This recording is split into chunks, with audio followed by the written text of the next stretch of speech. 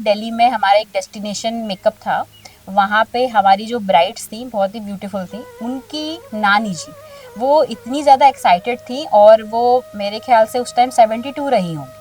और उनका वो आके और मेरे को इतना अच्छा लगा और मैंने उनका उस टाइम मेकअप किया और फ्री ऑफ कॉस्ट किया। मुझे बहुत ही अच्छा लगा। तो वो बोलती है कि मुझे आप ऐसा बना दो कि दुल्हन भी फीकी दिखे। अच्छा अच्छा। हाँ, मतलब she is very beautiful and मतलब हार्ट भी उनका उतना ही ब्यूटीफुल था। नमस्कार, बंजारा बीट्स में आपका हार्दिक स्वागत है। मैं हूं ज्योति प्रकाश खरी। आज हम आपको मिला रहे हैं एक ऐसी बुंदेली बेटी से जिन्होंने सौंदर्य के क्षेत्र में धूम मचा रखी है। चलिए मिलते हैं आकांक्षा तिवारी जी से। नमस्कार आकांक्षा जी। नमस्कार सर। आकांक्षा जी, जैसा कि हमने आपका उल्लेख किया कि आपका काम करने का तरीका अकल्पनीय और निराला है, वो तो मैं पूछूंगा ही। आप मुझे बताइए, आपका परिचय क्या है, कहाँ की रहने वाली है, कहाँ आपकी शिक्षा दीक्षा हुई? मैं बेसिकली मेरा नाम आकांक्षा तिवारी है और मैं झांसी से ही हूँ। मैं यहीं पैदा हुई और यहीं पढ़ी हूँ। मेरी एजुकेशन स्टार्टिंग में विद्या मंदिर से हुई है, उसके बाद बीबीसी कॉलेज से हुई। उसके बाद शादी के बाद मैं गई चाइना अपने भाई के पास। मेरा ब्रदर वहाँ पे एक्चुअली बिजनेसमैन है। सो वहाँ पे जाके मैं जो इस इंडस्ट्री में आई हूँ, सबसे बड़ा रीज़न है चाइना जाने का। जब मैं वहाँ गई तो वहाँ पे बहुत ही विशाल समुद्र की तरह कह लें ये बिज़नेस है चाइना में। तो चाइना जब मैं गई तो वहाँ पे इस बिज़नेस को जब मैंने एक बिज़नेस के नज़र से देखा तो मुझे लगा कि इसमें हम कुछ काम कर सकते हैं और अपना कैरियर बना सकते हैं। बिकॉज़ स्टार्टिंग से ही मेरा मन था कि मैं एक एजुकेटर बनूँ, एक शिक्षक बनूँ और इसीलिए मैंने बीएड किया था, एमएससी किया था तो व्हाटएवर। लेकिन इस लाइन में आने की कोई मंशा नहीं थी, मनसा बिल्कुल भी नहीं थी। लेकिन चाइना ने ये कर दिया। हाँ, ऑफ कोर्स मनसा बिल्कुल भी नहीं थी। लेकिन हाँ, जब वहाँ गए और आपको कहते हैं ना, एक टर्निंग पॉइंट था मेरा वहाँ जाना और वहाँ देखा मैंने ये सारी चीज़ें कि इतना बड़ा बिजनेस है। ऑफ कोर्स यहाँ पे कुछ ना कुछ तो अच्छा होगा। और जाके जब मैंने खुद भी उस चीज़ों की सर्विस ली, स्किन में मेरी कुछ प्रॉब्लम्स आई थी उस ड्यूरेशन में, तो वो सर्विसेज ली तो मुझे लगा कि ज़रूर हम इस फील्ड में कुछ कर सकते हैं। तो ऐसा रहा। फिर आगे की क्या पायदान रही आपकी? आगे का, हाँ, मेरी फैमिली जो है वहाँ मेरे फादर मदर का बहुत बड़ा भूमिका रही हमें आगे बढ़ाने में। और मेरे भाई की बहुत बड़ी भूमिका रही। मेरे दोनों भाई बहुत ही सपोर्टिव रहे और स्पेशली मेरा छोटा भाई, उसने मेरे एक फ्रेंड की तरीके से भूमिका निभाई मेरे जीवन में। हालांकि मेरे एक फ्रेंड और हैं जिन्होंने मेरे एक फैमिली की तरह मेरे साथ हमेशा रहे और अभी भी हैं, मार्गदर्शक के रूप में। बहुत ज़्यादा। और उन्होंने तो हर कदम कदम पे गलत सही हर चीज़ बताते हैं, फाइनेंशियली हो या इमोशनली हो, सपोर्ट करते हैं। मेरे ब्रदर भी मेरे को एज अ फ्रेंडली बहुत ज़्यादा सपोर्टिव हैं। मेरे को ऐसा लगता है कि अगर ये सारे कैरेक्टर मेरी जीवन में ना होते तो शायद आकांक्षा तिवारी आज इस प्लेटफॉर्म पे ना होती। आपने अपने पिताजी का परिचय नहीं दिया। पिताजी मेरे सब इंस्पेक्टर रहे हैं, अभी तो हाल फिलहाल रिटायर्ड हैं। और क्या बहुत ही, नाम है उनका? वो श्री श्याम नारायण तिवारी हैं और बहुत एनर्जेटिक पर्सनालिटी है। वो रिटायरमेंट के बाद भी वो अभी एक सर्विस में है। और मतलब आप ये समझिए कि वो मेरी अभी भी मेरे को इतना ज़्यादा सपोर्ट करते हैं। मेरे को बहुत सारे लोग, इवन तो मेरी इतनी भाभियाँ हो या मेरे कनेक्शन में जितनी भी लेडीज़ हैं, जो मेरे फादर को देखती हैं तो बोलती है कि आप बहुत लकी हो कि आपको ऐसे फादर मिले। वैसे भी पिता पुत्री को बड़ा प्रेम करता है। जी बिल्कुल, ऑफ कोर्स ये बिल्कुल सही बात है क्योंकि मेरे जीवन में तो ये चीज़ है और अभी भी है और हमेशा रहेगी। जी। आकांक्षा जी, फिर आगे की पायदान आपकी, आपने बताया था बातचीत में कि आप 7 समुंदर पार भी गईं। उसका भी हमारे दर्शकों के साथ चर्चा कीजिए। जी, सात समुंदर पार तो हालांकि मेरा माइंडसेट हमेशा बड़ा देखने का था, ऊंचा देखने का था। मेरे कनेक्शन में जो लोग, कुछ लोग ऐसे भी आए जिन्होंने कहा कि अपने से नीचे को देखो तो खुश रहोगे। कहीं हद तक उनकी बातें सही भी थी। लेकिन मेरा माइंडसेट हमेशा से ऊपर देखने का था, बड़ा देखने का था। ऐसा नहीं था कि उड़ान भरने का था। उड़ान भरने का था।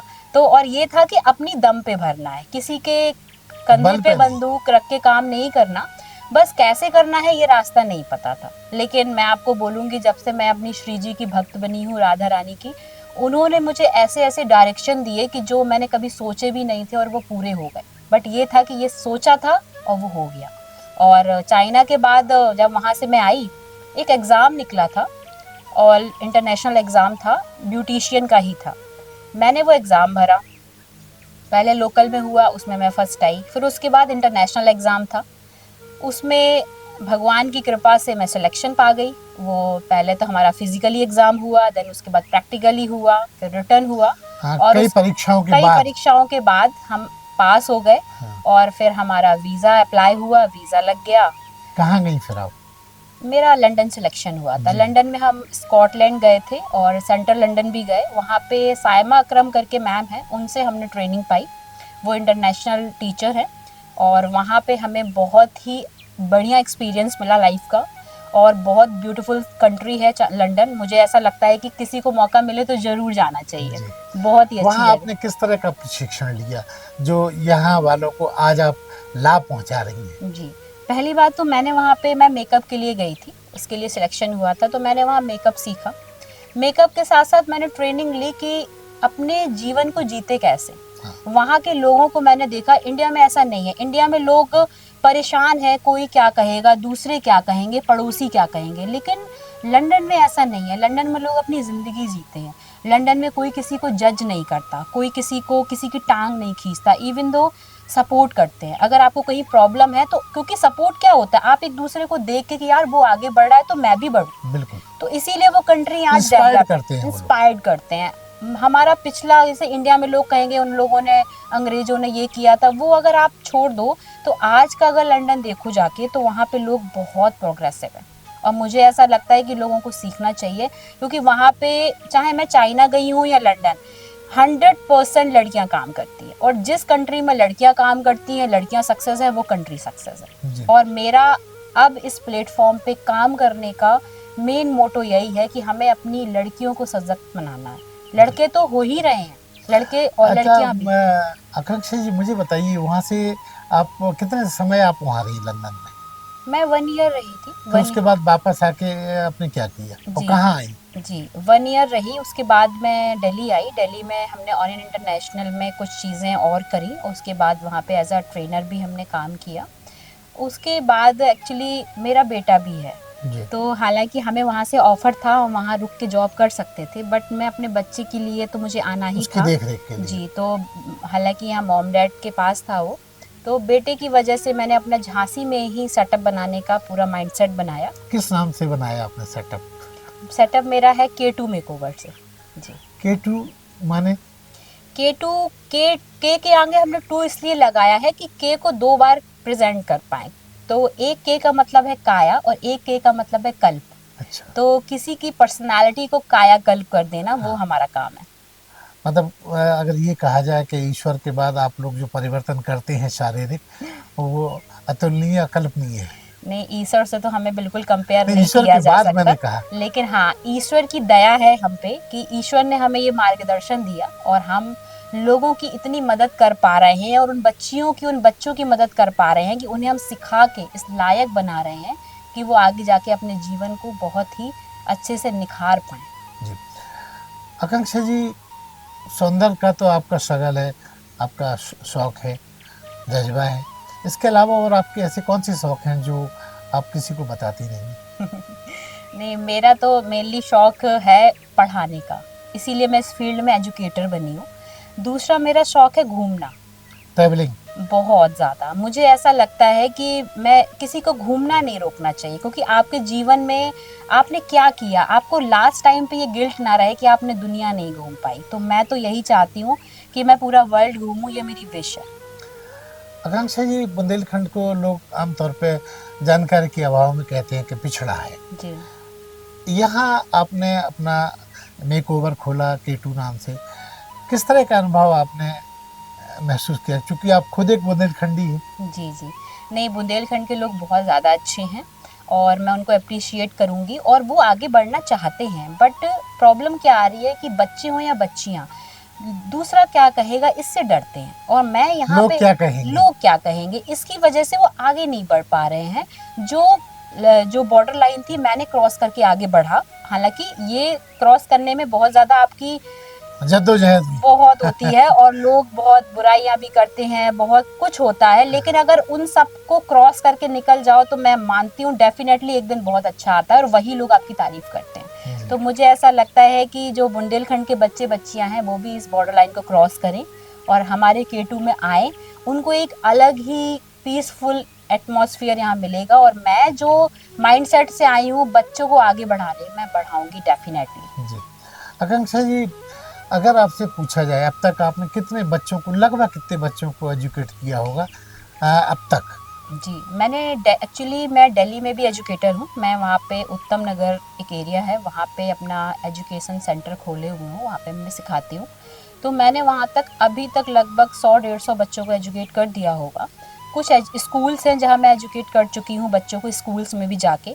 और मुझे जो केंद्रीय विद्यालय हैं झांसी के, वहाँ भी इनविटेशन मिला था एज अ कैरियर काउंसलिंग। जी। तो वहाँ भी मैंने बच्चों को 1 डे का ही था, उनको मैंने कम से कम वहाँ पे 100-150 बच्चे होंगे, 12th एंड 11th के बच्चे थे, जो कि बैठे हुए थे डॉक्टरी, आईएएस, इन सब की माइंडसेट से कि मुझे ये करना है। और उसी फील्ड के ही वहाँ पे जितने भी जजेस थे आए थे, बट मैं डिफरेंट फील्ड से गई थी, वहाँ मुझे इनवाइट किया गया था। तो मैंने वहाँ पे उन बच्चों को ये शिक्षा दी एक दिन में कि अगर आप एक टाइम के बाद आईएएस ना बने तो, हाँ, या आप डॉक्टर ना बने तब क्या करेंगे। विकल्प होना चाहिए। विकल्प होना चाहिए, और कभी भी निराश नहीं होना चाहिए, क्योंकि जीवन आपको कब कहाँ पलट दे। इसीलिए कहते हैं आप अपने हमेशा ऊर्जा से भरे रहिए, भगवान आपका साथ जरूर देगा। जी। आकांक्षा जी, अगर मैं आपसे आपके मेकओवर के संदर्भ में ये पूछूं कि आपके जीवन में कोई ऐसी कोई महिला आई जो उम्र दराज हो और वो कहा हो उसने कि हमको संवार दो, कि हमारी उम्र 20 साल कम लगे? जी बिल्कुल आई। दिल्ली में हमारा एक डेस्टिनेशन मेकअप था, वहाँ पे हमारी जो ब्राइड्स थी बहुत ही ब्यूटीफुल थी। उनकी नानी जी वो इतनी ज़्यादा एक्साइटेड थी, और वो मेरे ख्याल से उस टाइम 72 रही होंगी। और उनका वो आके, और मेरे को इतना अच्छा लगा, और मैंने उनका उस टाइम मेकअप किया और फ्री ऑफ कॉस्ट किया, मुझे बहुत ही अच्छा लगा। तो वो बोलती हैं कि मुझे आप ऐसा बना दो कि दुल्हन भी फीकी दिखे। अच्छा, अच्छा। हाँ, मतलब she is very beautiful, and मतलब हार्ट भी उनका उतना ही ब्यूटीफुल था। तो मैंने उनको एक्चुअली बहुत ही अच्छा रेडी किया, और बहुत सुंदर दिख रही थी वो उस टाइम। जी। कोई ऐसी भी, जैसे बुंदेलखंड का जो इलाका है, यहाँ बहुत सारे लोग ज़्यादा एजुकेटेड नहीं है।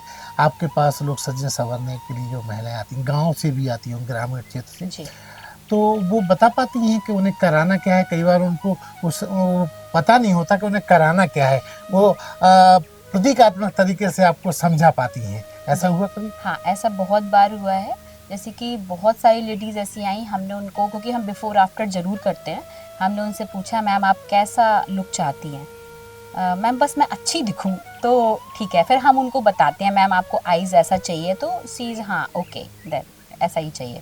तो ये बहुत बार हुआ है, बिकॉज उनको नहीं पता कि क्या है, बट वो ये कराने का जज्बा है। हाँ, बट वो ये माइंडसेट से आई हैं कि भाई हम K2 में जा रहे हैं तो हमें अच्छा ये बना ही देंगे। जी। तो हम बिल्कुल उनके उम्मीदों पे खरे उतरते हैं। अच्छा, एक और महत्वपूर्ण सवाल, क्योंकि महिलाएं बहुत ज़्यादा चूजी होती हैं, बहुत ज़्यादा उनको आ, नाप तोल करने की भी आदत होती है, रेट के बारे में ठीक ठीक लगा लो वाली नियत भी जी होती जी है। जी ऐसी भी महिलाएं आती हैं जो कहती हैं कि बहुत। कुछ पैसा कम ले लो लेकिन अच्छे से सजा दो। आपको मैं बताऊं, मेरे स्टूडेंट तो इस चीज़ से परेशान हो जाते हैं। वो बोलते हैं मैम आप कैसे हैंडल करते हो इतना आप, क्योंकि मैंने क्या है हर चीज़ का एक मेंटेन बना के रखा है, चाहे वो ड्रेसेस हों, ज्वेलरीज हो, मेकअप हो, सबको मैंने बहुत ही अच्छे लेवल पे यहाँ पे रखा हुआ है।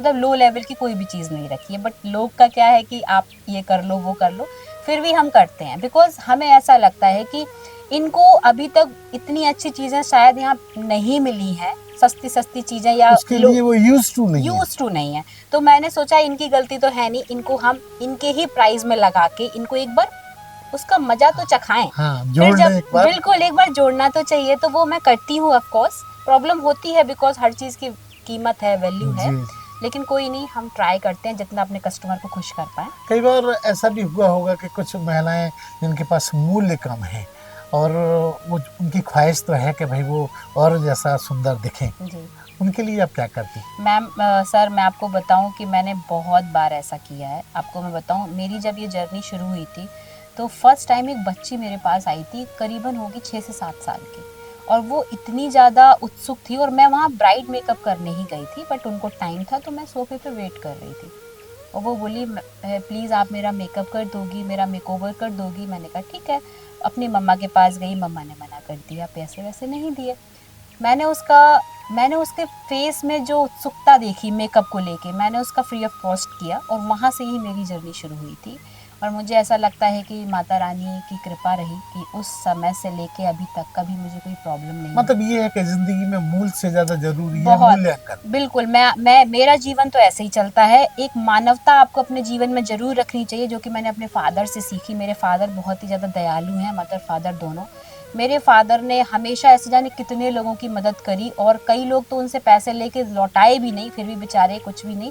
तो मुझे ऐसा लगता है कि ज़रूर करना चाहिए, क्योंकि आप ऐसा करोगे तो भगवान देख रहा है और कहीं ना कहीं आपकी मदद होगी। क्योंकि मुझे ऐसा लगता है कि मैं जहाँ आज हूँ, शायद मैंने ऐसा कभी सपने में भी नहीं सोचा था जो आज हुआ है। आकांक्षा जी, कभी कोई ऐसी भी बेटी या महिला या लेडी आई जिसने कहा हो कि आप हमें हीरोइन जैसी बना दो? अरे बहुत बार हुआ, आपको मैं बताऊं। फोन में कैटरीना कैफ की फोटो लेके आते हैं, आप मुझे ऐसा बना दीजिए। मैंने कहा कैटरीना कैफ कितना मेंटेन करती है मैम, आप अपनी स्किन देखो। लेकिन कोई नहीं, फिर भी हमने उनको जितना हद तक निराश हो नहीं सकता किया। है निराश नहीं किया, जितना हद तक हो सकता है किया। लेकिन मैं जितनी भी लड़कियां हैं, लेडीज हैं, उनको यही कहना चाहूंगी कि अगर आपको हीरोइन जैसा बनना है तो फर्स्ट ऑफ ऑल तो आपको अपनी स्किन पे फोकस करना पड़ेगा, और स्किन पे फोकस करना है, तभी आप ठीक हो पाओगे। और उसके लिए हम बैठे हैं, आप हमारे पास आइए, हम आपकी मदद पूरी करेंगे। जी। आकांक्षा जी, आपकी जीवन में और ऐसी क्या आकांक्षा है जो आपके नाम के मुताबिक हो? मेरे नाम के मुताबिक हो, मेरी यही आकांक्षा है कि मैं ऑल ओवर वर्ल्ड में अपनी ब्रांच खोलना चाहती हूँ, K2 की ब्रांच। और ऑल ओवर वर्ल्ड में, इंडिया में जितनी भी सिटीज़ हैं वहाँ पे, और इंडिया के बाहर जितनी भी कंट्रीज़ हैं, ताकि जितने भी बच्चे जो सफ़र कर रहे हैं वो सफ़र ना कर पाए। जो मैं एक टीस है मेरे मन में कि जो लड़कियाँ सफ़र करती हैं, शादी के पहले हो या शादी के बाद हो, पैसों को लेके, आज़ादी को लेके, इज्जत को लेके, वो बच्चियाँ वो सफ़र ना कर पाएँ। मैं बस ये चाहती हूँ कि ये K2 इतनी जगह फैल जाए कि वो बच्चियाँ वहाँ सीख पाएँ और अपना जीवन आगे बढ़ा पाएँ। जी। आमतौर पे लोग पार्लर जब जाते हैं तो उनके दिमाग में ये भी रहता है कि जो प्रोडक्ट इस्तेमाल किए जाते हैं वो बड़े महंगे होते हैं। जी। तो ये एक्चुअल में जो महंगे प्रोडक्ट होते हैं वो सचमुच लाभ पहुंचाते हैं या मार्केटिंग का फंडा होता है? नहीं सर, ये तो बिल्कुल भी एक मिथ है। बिकॉज़ मैंने तो हमेशा, क्योंकि मैंने बाहर से ही सीखा है, इंटरनेशनल एजुकेशन ली है, तो इंटरनेशनल प्रोडक्ट से ही मैंने शुरुआत की थी। मैंने लोकल प्रोडक्ट से कभी भी शुरुआत नहीं की। तो मैं ये मानती हूँ कि जो बड़े महंगे प्रोडक्ट होते हैं ऑफ कोर्स अच्छे होते हैं, क्योंकि उनमें वो क्वालिटी होती है जो आपकी स्किन को निखार पाते हैं, टेस्टेड होते हैं टेस्टेड होते हैं और ऑथेंटिक होते हैं, आपकी स्किन को कोई हार्म नहीं पहुँचाते। और आमतौर पे अगर लोकल कोई इस्तेमाल किए जाएं तो उनके साइड इफेक्ट हो सकते सर हैं, बिल्कुल होते होते ही हैं, हैं। बिल्कुल हो, डेफिनेटली होते हैं। आप मुझे एक बात बताइए, एक लाइनर है जो मार्केट में 10 रुपए का भी मिलता है, एक लाइनर है जो 2000 का भी मिल रहा है। सर कुछ तो डिफरेंस होगा ना। ऐसे ही लोग उसका 2000 रुपये पे नहीं कर रहे हैं। तो सर, क्योंकि जो 10 रुपए वाला लाइनर है वो लगाने से आपको आंसू निकलने तुरंत शुरू हो जाते हैं, और जो 1000 रुपये वाला लाइनर है वो लॉन्ग स्टे रहता है। आप आज लगाएंगे तो आप जब तक उसको रिमूव नहीं करेंगे तब तक वो हटने नहीं वाला। तो उसकी डिफरेंसेस, गुणवत्ता का मूल्य गुणवत्ता का महत्व तो बहुत होता है। आकांक्षा जी, इन दिनों सोशल मीडिया का जादू सर चढ़ के बोल रहा है। जी, बोल रहा है। इंस्टाग्राम, रील्स और इन सब से प्रभावित हैं सारी बेटियां, महिलाएं। इसका भी आपकी इंडस्ट्री पे यानी ब्यूटिशियन वाले काम पे असर पड़ा है? सर बहुत पड़ा है, और सबसे ज़्यादा मैं आपसे कहूँगी कि जब से कोविड आया है तब से इंटरनेट तो इतना बूम अप हुआ है, क्योंकि लोग घर पे क्या करेंगे, तो इंटरनेट पे ही लोगों ने अपना टाइम स्पेंड किया। उस ड्यूरेशन में मेकअप बहुत ज़्यादा सर चढ़ के बोला लोगों के ऊपर, बिकॉज लोग घर बैठ के मेकअप ट्राई कर रहे हैं, घर बैठ के क्लासेस हाँ, ले रहे हैं। फुर्सत में थे तो खुद को देख रहे थे। ऑनलाइन मैंने कितनी ऑनलाइन क्लासेस उस टाइम पे बच्चों को करवाई, तो आप मैं बताऊं कि बहुत बड़ा एक रोल अदा किया है इंटरनेट ने। तो उससे सचमुच क्लाइंट को फायदा भी हुआ? ऑफ कोर्स क्लाइंट को फ़ायदा होता है, क्लाइंट को नहीं जबकि हमारे स्टूडेंट्स को ही फ़ायदा हुआ। बहुत सारे ऐसे स्टूडेंट थे जो हमारे बाहर हैं, झांसी में नहीं आ सकते, दिल्ली नहीं आ सकते, उन्होंने हमसे ऑनलाइन क्लासेस ली, अभी भी लेते हैं स्टिल।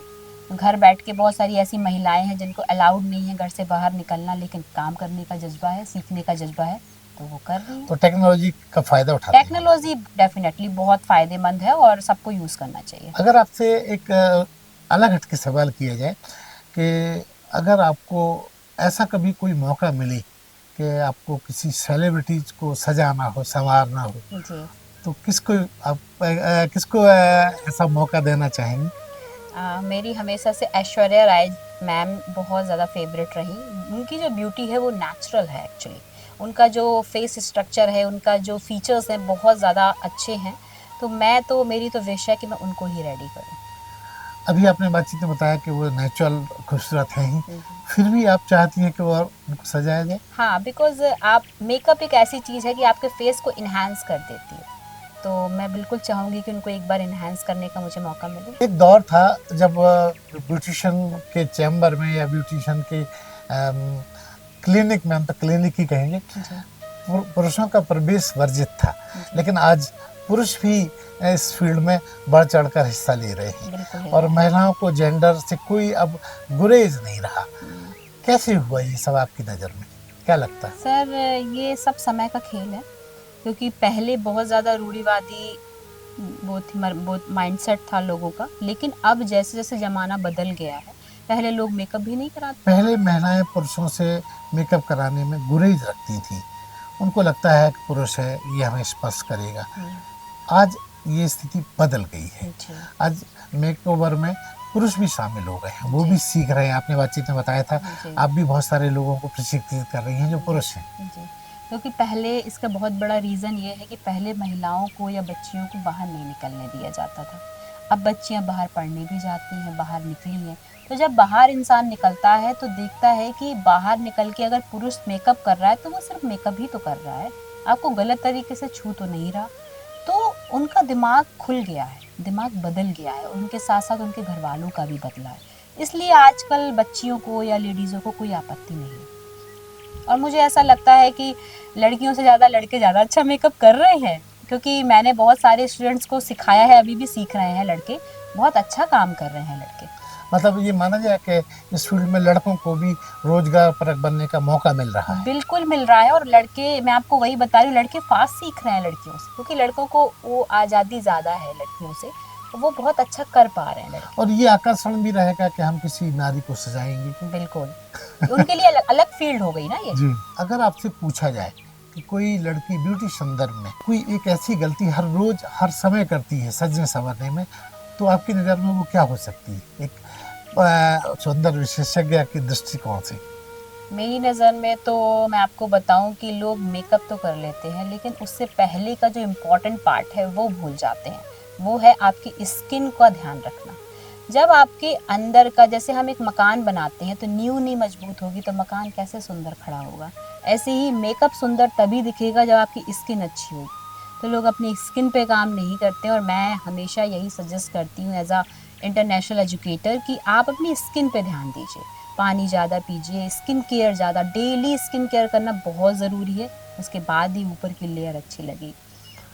तो आपको लगता है कि ऐसी गलती आमतौर पे महिलाएं हर रोज हर पल करती ही रहती हैं? बिल्कुल कर रही हैं, इसीलिए हम सजेस्ट भी करते हैं, क्योंकि मैंने कोरिया से अपना स्किन का कोर्स किया हुआ है। तो जितनी भी महिलाएं हमारे इंस्टीट्यूट में आती हैं, मैं उनको अपनी कोरिया की क्रीम ज़रूर सजेस्ट करती हूँ कि आप ये लगाइए, क्योंकि वो प्योर हर्बल, और उनको फ़ायदा भी हो रहा है। स्किन उनकी सबकी ठीक हो रही है, और मैं तो यही कहूँगी कि स्किन का ध्यान ज़रूर रखिए। जी। जो आपने ये भी बताया था कि जब ब्राइडल आपके पास कोई आती है, लड़की सजने संवरने की बात जी। होती है, तो आपको क्या लगता है वो सबसे ज़्यादा उसका तनाव क्या रहता है? क्या सोचती है? उसकी फीलिंग्स को आप किस तरीके से मैनेज करती हैं? मुझे तो ऐसा लगता है कि एक तो नई जगह जाने का तनाव तो है ही बच्चियों में, क्योंकि 25 साल 30 साल जिस घर में रही, और दूसरी नई जगह नए लोगों के साथ एडजस्ट करना नए बहुत ही व्यक्ति के मुश्किल साथ काम है। समागम बड़ा कठिन होता बहुत है। ही मुश्किल काम है, ये असाधारण नहीं है, लड़के तो कभी नहीं कर सकते, ये लड़कियों में ही जज्बा होता है। ये ईश्वर के द्वारा। ये ईश्वर के द्वारा दी गई देन है। लेकिन दूसरी जो सबसे ज़्यादा बच्चियों में समस्याएं और हेडेक होती है उस ड्यूरेशन में, क्योंकि वो उनका स्पेशल डे होता है, तो उनको ये लगता है कि हम कैसे लगेंगे, हमारा मेकअप ऑल ओवर लुक कैसा होगा। तो ये सबसे बड़ा उनके लिए टास्क होता है, और उनकी टेंशन भी होती है, जो कि हम जैसे मेकअप आर्टिस्ट उनकी उम्मीदों पे खरे उतर के उनको खुश कर देते हैं। यहाँ इसका एक उल्टा पक्ष भी है जी, कि आमतौर पे ये शोध परक जानकारी है मेरे पास कि जिन लड़कियों का ब्रेकअप हो जाता है जी, वो भी बड़ा तनाव रखती हैं। जी। आपकी नज़र में उनका निवारण क्या होता है और क्या करती हैं? आती हैं ऐसी लड़कियाँ? हाँ, बहुत आई हैं। इवन दो मेकअप कराने ही नहीं, मेकअप सीखने मेरे लगता ज़्यादा क्वांटिटी में है। जो ब्रेकअप वाली भी हो या डिवोर्स या पीड़ित हैं। जो पीड़ित हैं, जो माइंडसेट से, अपने जीवन से पीड़ित हैं, अपने पार्टनर से पीड़ित हैं, वो इस फील्ड में बहुत हद तक आई हैं। मुझे ऐसा 80% तो मैंने जी। दिल्ली में ही देखा। दिल्ली में मैं जब सिखाती हूँ तो मैंने जितने भी उनका बैकअप पूछा, बैकग्राउंड पूछा, तो मुझे यही दिखा कि किसी का डिवोर्स हो चुका है, कोई अपने हस्बैंड से अलग रह रहा है, कोई अपने बॉयफ्रेंड से परेशान था, तो लेकिन दूसरों को सजाना चाहता है। हाँ, क्योंकि उनको कहीं ना कहीं उम्मीद है ना, मैंने आपको बताया कि हर लड़की चाहती है ना कि चलो जो हो गया आगे तो अच्छा हो जाए, तो वो इस फील्ड को कहीं हद तक मान लेती हैं, क्योंकि ये फील्ड एक ऐसी है, इसमें ज़्यादा पढ़ाई का भी काम धाम है नहीं, तो लड़कियां को ये फील्ड ईजी लगता है। आकांक्षा जी कहते हैं कि यूं ही कोई नहीं बन जाता रजनीगंधा। आपकी जो यात्रा है, सौंदर्य की यात्रा है, बड़ी लंबी है। छोटे से इंटरव्यू में सांप पाना बड़ा कठिन है, लेकिन आप जिस मुकाम पे आज हैं, आप कैसे पहुंची और उसमें किस तरह के अवरोध और कठिनाइयाँ आई, वो भी शेयर करना ज़रूरी है। बिल्कुल। जो ये जहाँ आज मैं बैठी हूँ, बिल्कुल आपने सही कहा कि यूं ही तो नहीं कोई इस मुकाम पे पहुंच जाता, प्रॉब्लम्स तो आती है, और मुझे मेरे लिए जीवन में भी प्रॉब्लम्स बहुत आई, और मुझे ऐसा लगता है कि अगर वो प्रॉब्लम्स ना आती तो आज मैं यहाँ ना होती, क्योंकि प्रॉब्लम्स आई, इसीलिए मैंने उन प्रॉब्लम्स का विरोध करके अपने आप को आगे बढ़ाने का सोचा। जब प्रॉब्लम आई तो पता लगा कि मेरे अंदर क्या पावर है, मैं क्या कर सकती हूँ। जब तक प्रॉब्लम्स नहीं आई मुझे लगा कि मैं नॉर्मल लड़की हूँ, जब प्रॉब्लम्स आई तो लगा कि नहीं, नॉर्मल तो नहीं हूँ मैं बहुत कुछ कर सकती हूँ और मुझे करना चाहिए।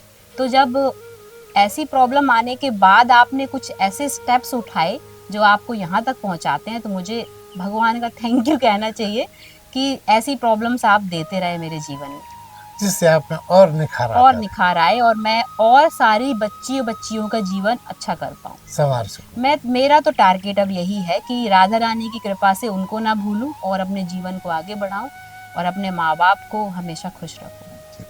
तो ये थी आकांक्षा तिवारी, जो अपनी सौंदर्यमयी यात्रा बहुत शिद्दत के साथ बंजारा बीट के साथ शेयर कर रही थी। बंजारा बीट से बात करने के लिए आकांक्षा जी बहुत बहुत धन्यवाद।